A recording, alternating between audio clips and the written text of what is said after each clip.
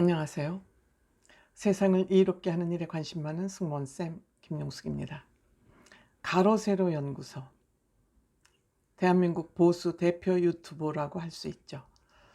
구독자가 87만 5천 명? 대단하죠. 하지만 저는 같은 유튜버로서 유튜버를 비판할 생각은 없습니다. 다만 아무리 유튜버라 할지라도 좀 건강한 내용들이 시청자들에게 전달되었으면 하는 그런 아쉬움은 가지고 있었습니다.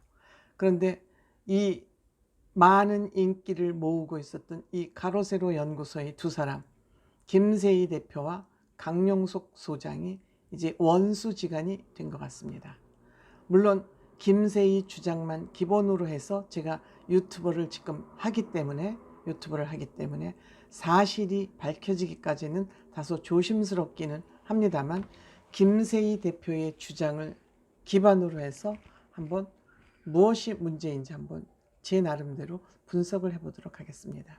빨간 구독 버튼과 좋아요, 알림 버튼 꼭 눌러주시면 대단히 감사하겠습니다. 고맙습니다. 이 가로세로 연구소는 강용석 씨의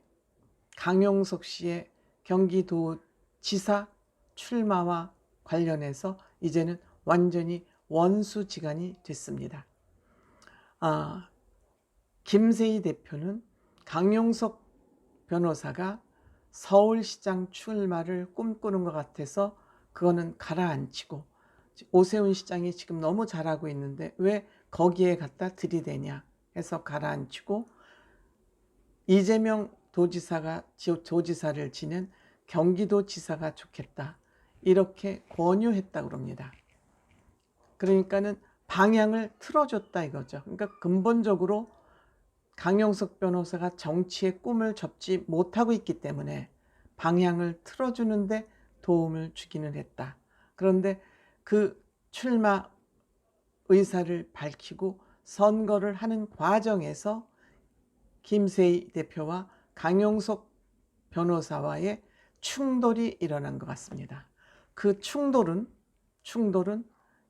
김은혜 캠프 측과 강용석 캠프 측의 단일화 협상 과정에서 발생한 것 같습니다.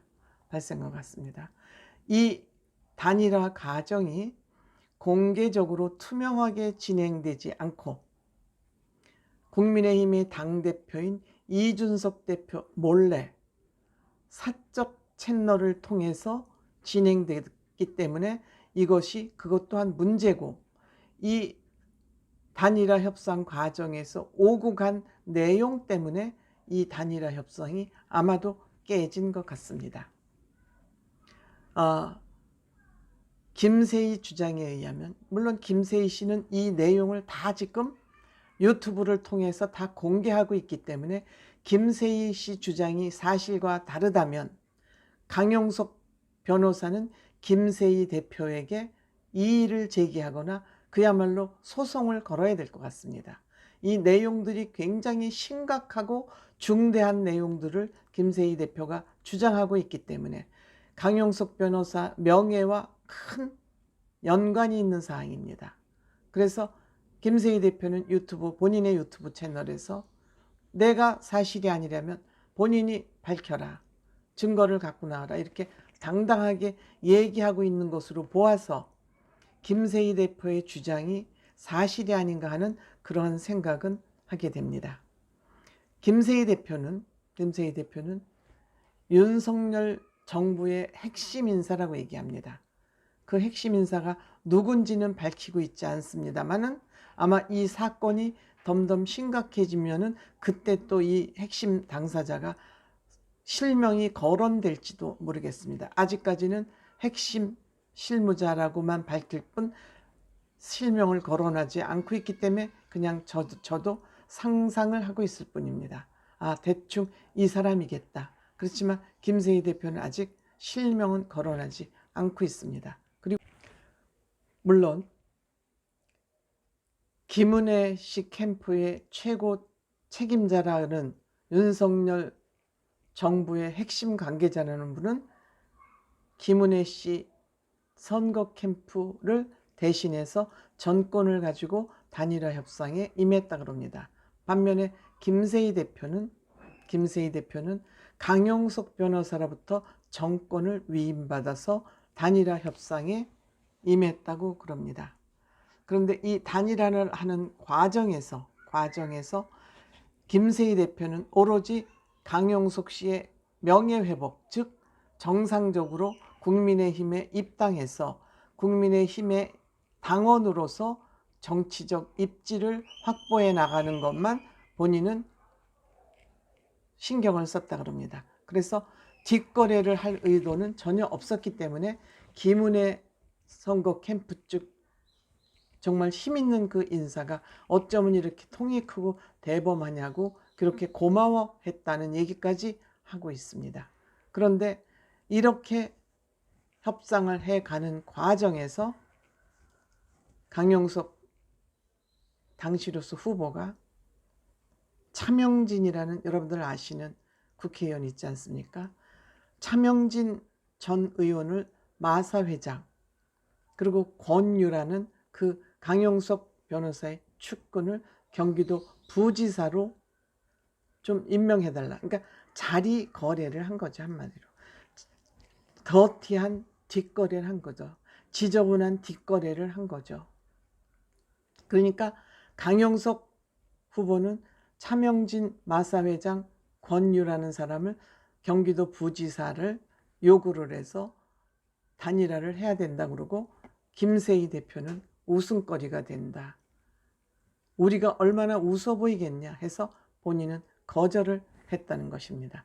여기에서 충돌이 일어났고, 이 충돌이 있자 5월 23일인가 며칠 날 SBS TV 토론에서 이 협상이 결렬되자 토론에서 강용석 후보가 김은혜 씨의 재산 신고 누락이 틀렸다, 16억인가가 적게 신고됐다라는 걸 터뜨리면서 김은혜 후보의 선거에 상당한 리스크를 준 것 같다, 이런 얘기를 하고 있는 것 같습니다. 그러니까 김세희 대표, 나는 깨끗한 단일화를 진행하고 싶었고 오로지 강용석 변호사 후보의 명예만 생각했고, 강용석 후보와 차명진, 권유 이 세 사람은 자리 거래를 요청을 했었는데 강용석 후보는 그들의 자리를 거래하는 것에 무게가 실으면서 이것이 단일화가 뻐그러진 것 같습니다. 이 자리 거래를 왜 하게 됐을까? 그건 여러분들 상상에 맡기겠습니다. 강용석 후보가 차명진, 권유라는 사람의 자리를 그래도 챙겨줘야 되지 않냐고 이유 얘기를 한 것은 왜 하게 됐는지는 여러분들이 상상을 하시면 될 것 같습니다. 때문에 이 더러운 거래가 사실이라면, 이게 더러운 거래지 뭡니까? 단일화를 통해서 자리를 주고받고 돈을 주고받는 거, 이건 더러운 뒷거래입니다. 그래서 이번에 이 경기도 선거를 통해서 이 두 사람은 완전히 원수지간이 됐고, 강용석 변호사는 강용석입니다라는 유튜버를 새로 개설을 해서 지금 구독자가 한 23만 명 넘은 것 같습니다. 근데 여기서 강용석이 하루 만에 슈퍼챗 1,500만 원을 모금했다고 합니다. 그런데 김세희 이 채널은 강용석 후보로 인해서 계속 총알바지만 하고 있고, 자기는 지금 가로세로 연구소를 지키고 있고, 또 강용석 씨 팬들로부터는 구독 취소한다, 계속 강용석 씨의 문제를 가로세로 연구소 채널을 통해서 하고 있으니까 할 말 있으면 직접 가서 해라, 직접 가서 해라, 이렇게 얘기를 하고 있답니다. 이들 참 여러 가지 얘기를 많이 한 것 같습니다. 강용석 변호사가 김세희 대표한테는 MBC 사장을 좀 해야 되지 않느냐, 자기네들끼리 나라의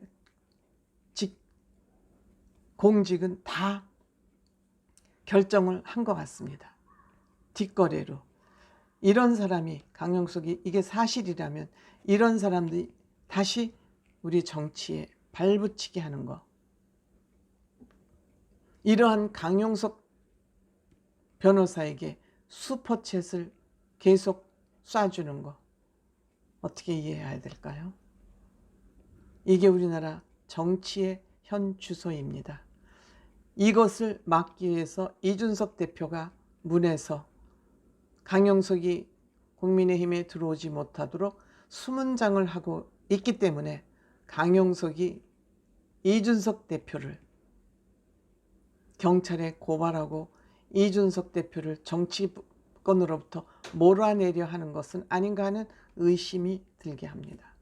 이준석 대표가 강용석 대표하고의 녹취록을 공개한 것도 이제는 더 이상 이런 것을 점잖게 받아서는 안 되겠다 하는 그러한 생각을 한 거 아닌가 생각합니다. 이번 경기도 도지사 선거를 통해서 강용석 변호사의 문제점, 지난번에 그 여성과의 문제점은 물론이고 감옥까지 갔다 왔습니다만 또 다른 문제를 일으켰고 앞으로도 어떠한 문제를 일으킬지 불안불안한 마음으로 지켜볼 수밖에 없는 그런 상황인 것 같습니다.